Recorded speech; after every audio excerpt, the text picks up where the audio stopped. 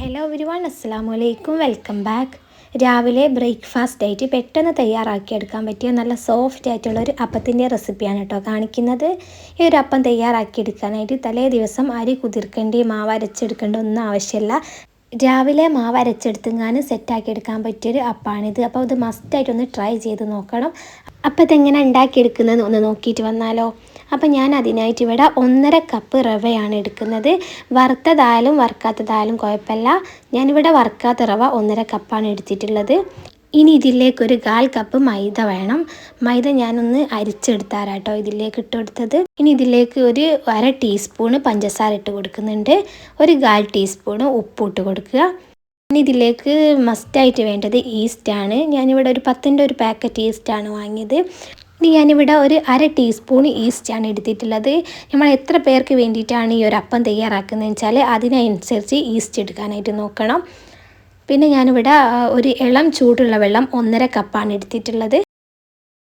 1.5 cup റവക്ക് 1.5 cup വെള്ളം, ആ ഒരു ലെവലിലാട്ടോ ഞാൻ എടുത്തിട്ടുള്ളത്.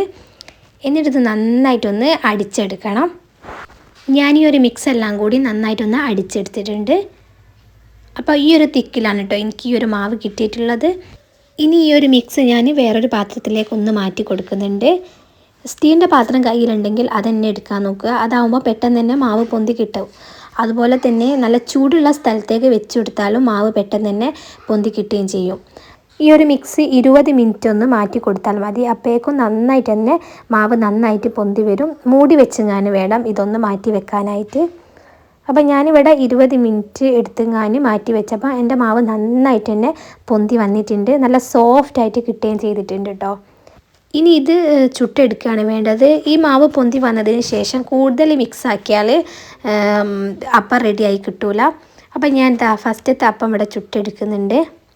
മാവ് ചുട്ടെടുക്കുമ്പം എണ്ണ തടവി കൊടുക്കേണ്ട പാത്രമാണെങ്കിൽ ജസ്റ്റ് ഒന്ന് എണ്ണ തടവി കൊടുത്തതിന് ശേഷം മാവ് ഒഴിച്ചു കൊടുക്കുക.